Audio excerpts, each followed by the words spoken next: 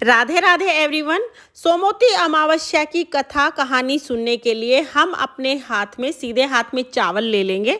चावल या तो फूल लेकर आप कहानी सुनिएगा। खाली हाथ कभी कोई कहानी नहीं सुनते हैं, तो हमने यहाँ पर चावल और फूल हाथ में ले लिए हैं।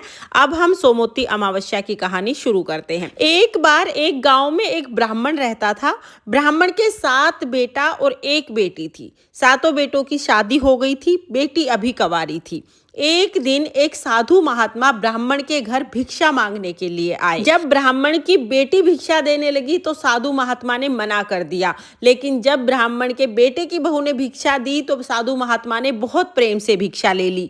ये देखकर ब्राह्मण की बेटी बहुत जोर जोर से रोने लगी और घर के अंदर चली गई। जब ब्राह्मणी ने उससे पूछा कि तुम रो क्यों रही हो, तब ब्राह्मण की बेटी ने साधु महात्मा की भिक्षा ना लेने वाली बात अपनी माँ को बताई। ब्राह्मणी नंगे पैर दौड़े दौड़े साधु महात्मा के पीछे पीछे चली गई और साधु महात्मा को बोली कि हे साधु महात्मा, ऐसी कौन सी गलती हो गई कि आपने मेरी बेटी के हाथ से भिक्षा नहीं ली और मेरी बहू के हाथ से भिक्षा ले ली। तब साधु महात्मा ने बताया कि तुम्हारी बेटी के भाग में सुहाग नहीं है, दुर्भाग है, इसलिए मैंने उसके हाथ से भिक्षा नहीं ली। ब्राह्मणी बोली, हे महात्मा, अगर आपको इतना पता है तो इसका उपाय भी जरूर पता होगा, कृपा करके आप मुझे उपाय बताएं। साधु महात्मा बोले, उपाय तो है लेकिन बहुत कठिन है। ब्राह्मणी बोली कि चाहे कितना भी कठिन उपाय हो, मैं अपनी बेटी के लिए सब कुछ करूंगी, कृपा आप मुझे उपाय बता दें। तब साधु महात्मा बोले कि 7 समुंदर पार शोभा धोबन रहती है। शोभा धोबन सोमवती अमावस्या करती है। अगर शोभा धोबन अपनी सोमवती अमावस्या का फल तुम्हारी बेटी को दे दे तो तुम्हारी बेटी के भाग में सुहाग हो जाएगा, उसका दुर्भाग हट जाएगा। ये सुनकर ब्राह्मणी घर आई और घर आके अपने 7 बेटों बहुओं को इकट्ठा कर लिया और साधु महात्मा की सारी बात बताई। 7 बेटों बहुओं ने जाने से मना कर दिया क्योंकि बहुत दूर 7 समुंदर पार जाना था। अब जब सब बेटा बहुओं ने मना कर दिया तो ब्राह्मण ब्राह्मणी ने निश्चय किया कि अपनी बेटी के लिए हम दोनों जाएंगे।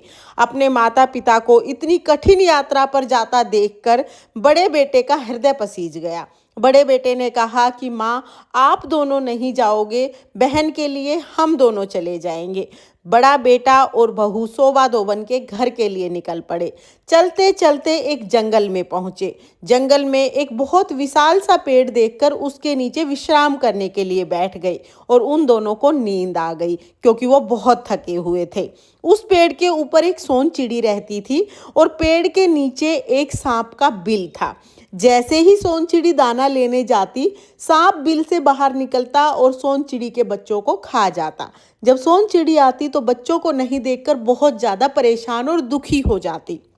लेकिन उस दिन मुसाफिर यानी कि ब्राह्मण और ब्राह्मणी के बेटा बहू उस पेड़ के नीचे सोए हुए थे, तो उनके डर से सांप बिल से बाहर नहीं निकला और वो सोन चिड़ी के बच्चों को नहीं खा पाया। जब सोन चिड़ी आई तो अपने बच्चों को चहकता हुआ देखकर बहुत खुश हुई। वो अपने बच्चों को दाना खिलाने लगी। तब सोन चिड़ी के बच्चे बोले, माँ, हमें नहीं, पहले भोजन उनको कराओ जिनकी वजह से हमारी जान बची है। सोन चिड़ी ने ब्राह्मण ब्राह्मणी के बेटा बहू को बहुत आदर सत्कार से भोजन कराया और फिर वहां आने का कारण पूछा। तब ब्राह्मण के बेटा बहू ने सारी बात बताई और कहा कि हमें शोभा धोबन के घर जाना है 7 समुंदर पार करके। तब सोन चिड़ी बोली कि आप मेरी पंखों पर बैठ जाओ, मैं आपको बहुत आसानी से 7 समुंदर पार करा दूंगी। ब्राह्मण के बेटा बहू सोन चिड़ी के पंखों पर बैठ गए और सोन चिड़ी ने मिनटों में ही 7 समुंदर पार करा के शोभा धोबन के घर के सामने उनको छोड़ दिया। यहाँ पर ब्राह्मण के बेटा बहू ने देखा कि शोभा धोबन की 5 बहुएं हैं, लेकिन काम को लेकर रोजाना सब में लड़ाई होती है, पूरे घर में कलेश रहता है। वो कहती है मैं काम नहीं करूंगी, वो कहती है मैं काम नहीं करूंगी। इसी तरह से घर में बहुत कलेश रहता था। ब्राह्मण के बेटा बहू सुबह सबके उठने से पहले शोभा धोबन के घर गए और सारा काम करके आ गए। अब शोभा धोबन के घर में उस दिन कोई लड़ाई नहीं हुई। रोजाना ब्राह्मण के बेटा बहू ऐसे ही करने लगे। सुबह सबके उठने से पहले शोभा धोबन के घर का सारा काम कर देते थे। शोभा धोबन ने सोचा कि घर में बहुत शांति है, मेरी बहुओं में से वो कौन भले माँ बाप की बेटी है जो सारा काम कर देती है और किसी को कहती भी नहीं है। शोभा धोबन ने सभी बहुओं से अलग अलग पूछा, लेकिन सबने मना कर दिया। तब शोभा धोबन ने सोचा कि आज रात को मैं छुप के बैठूंगी और मैं देखूंगी कि कौन सी बहू काम करती है। शोभा धोबन छुप के बैठ गई। जब ब्राह्मण ब्राह्मणी के बेटा बहू काम करने के लिए आए तो शोभा धोबन ने ब्राह्मणी की बहू का हाथ पकड़ा और पूछा कि सच सच बताओ, भूत हो, प्रेत हो या तुम कौन हो, मेरे घर का काम क्यों कर रही हो।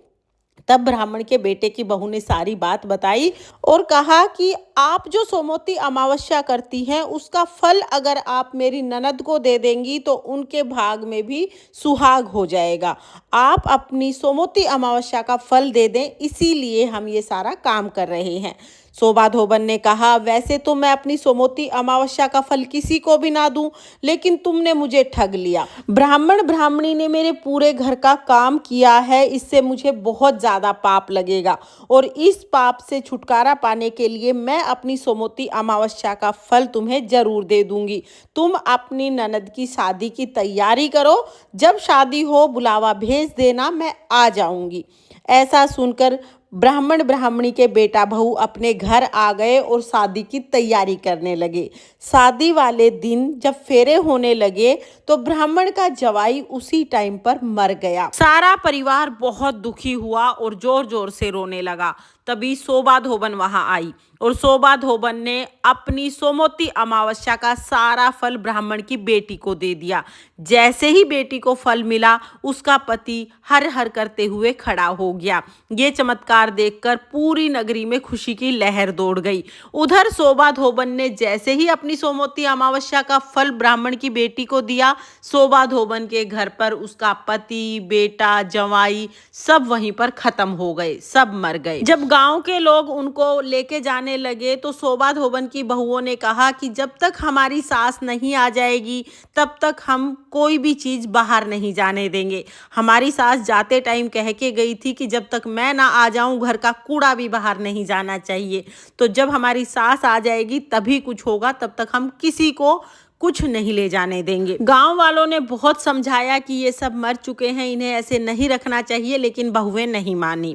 इधर शोभा धोबन अपनी सोमवती अमावस्या का सारा फल ब्राह्मण की बेटी को देकर जब वहां से चली तो चलते चलते रास्ते में दोबारा सोमवती अमावस्या पड़ गई। उस समय पर शोभा धोबन जंगल से गुजर रही थी। कुछ भी दिखाई नहीं दिया तो 108 कंकर उठाए और पीपल के पेड़ के नीचे जाकर भगवान शिव शंकर, माता पार्वती का ध्यान करके पूजन किया।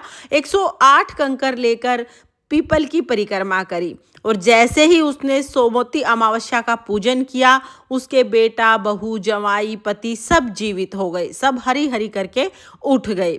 शोभा धोबन जब घर गई तो बहू ने बताया कि माँ जी, जैसे ही आप चले गए थे सब लोग मर गए और बाद में सब जिंदा हो गए। तब शोभा धोबन ने कहा कि जैसे ही मैंने अपनी सोमवती अमावस्या का फल दे दिया था तब ये सब मर गए और मैं जब आ रही थी तो दोबारा सोमवती अमावस्या आई और जैसे ही मैंने दोबारा सोमवती अमावस्या का पूजन किया, फेरी लगाई, तो ये सब जिंदा हो गए। ये सब सुन के पूरी नगरी में ढिंढोरा पिटवा दिया कि सब सुहागिन महिलाएं सोमवती अमावस्या के दिन पीपल का पूजन जरूर करें और सोमवती अमावस्या के दिन पीपल की फेरी जरूर जरूर लगाएं। सोमवती अमावस्या का पूजन करने से अखंड सुहाग की प्राप्ति होती है। हे सोमवती अमावस्या, हे माता पार्वती, जैसे आपने शोभा धोबन को अखंड सुहाग प्रदान किया, वैसे ही इस कहानी को कहते सुनते सभी को अखंड सुहाग प्रदान करना और सबकी सब मनोकामनाएं पूर्ण करना। ये थी सोमवती अमावस्या की कहानी। अब हम एक गणेश जी की कहानी और सुनेंगे। एक बार एक गांव में एक बुढ़िया रहती थी। बुढ़िया के घर के सामने सेठ की हवेली बन रही थी। बुढ़िया ने जाके कारीगर से कहा, कारीगर कारीगर, मेरे लिए पत्थर के गणेश जी बना दो। कारीगर ने कहा, हे बूढ़ी माई, जब तक हम आपके पत्थर के गणेश जी बनाएंगे तब तक तो हमारी दीवार बन जाएगी, हमारे पास समय नहीं है, आप किसी और से बनवा ले। बूढ़ी माई को बहुत गुस्सा आया, बहुत बुरा लगा और मन मन में सोचा, भगवान करे तुम्हारी दीवार टेढ़ी हो जाए। अब बूढ़ी माई ये कह के अपने घर आ गई। अब कारीगर जैसे ही दीवार बनाए, दीवार टेढ़ी हो जाए, दीवार को गिरा के दोबारा बनाए, दोबारा फिर टेढ़ी हो जाए। सुबह से शाम तक इसी तरह दीवार बनाने और गिराने में लगा रहा।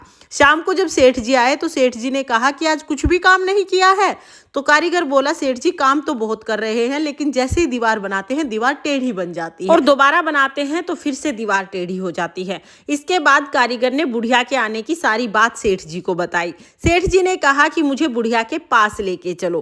कारीगर सेठ जी को बुढ़िया के पास ले आए। सेठ जी ने हाथ जोड़कर बुढ़िया से कहा, हे बूढ़ी माई, हम आपके पत्थर के नहीं सोने के गणेश जी बनवा देंगे, आप हमारी दीवार सीधी करा दो। गणेश जी तो सारी बात सुन रहे थे। ये बात सुनते ही गणेश जी ने सेठ जी की दीवार सीधी कर दी। सेठ जी ने भी बुढ़िया के लिए सोने के गणेश जी बनवा के दिए। हे गणेश जी महाराज, जैसे आपने सेठ जी की दीवार सीधी की वैसे ही सबके सब काम सीधे करना, और जैसे आपने बुढ़िया की मनोकामना पूरी की वैसे सबकी मनोकामना पूरी करना। ये थी गणेश जी की कहानी। इस तरह से सोमवती अमावस्या की कहानी पूर्ण हो जाएगी। कहानी सुनने के बाद जो हमने अपने हाथ में चावल और फूल लिए थे, ये हम पीपल के पेड़ को समर्पित कर देंगे और हाथ जोड़ लेंगे। इस तरह से सोमवती अमावस्या की कहानी पूर्ण हो जाएगी। फ्रेंड्स, आपको ये कहानी कैसी लगी कमेंट करके जरूर बताना। और अगर आपने सोमवती अमावस्या का पूजन किया है तो सोबा धोबन की कहानी जरूर सुनना, ताकि आपको सोमवती अमावस्या का फल प्राप्त हो सके। उसके बाद फिर हम पीपल की फेरी लगाते हैं। तो आपको ये कहानी कैसी लगी कमेंट करके जरूर बताना। और अगर ये वीडियो आपको पसंद आई हो, वीडियो आपके लिए थोड़ी बहुत भी यूजफुल हो, तो प्लीज़ वीडियो को लाइक कर देना। हम महिलाएं घर में तीज त्योहार कैसे करते हैं ये देखने के लिए मेरे चैनल को सब्सक्राइब कर लेना। माता पार्वती, भगवान शिव शंकर की कृपा आप पर सर्वदा बनी रहे और आप सभी को अखंड सुहाग की प्राप्ति हो। इसी कामना के साथ फिर मिलेंगे किसी और वीडियो में। तब तक के लिए जय श्री कृष्णा, राधे राधे।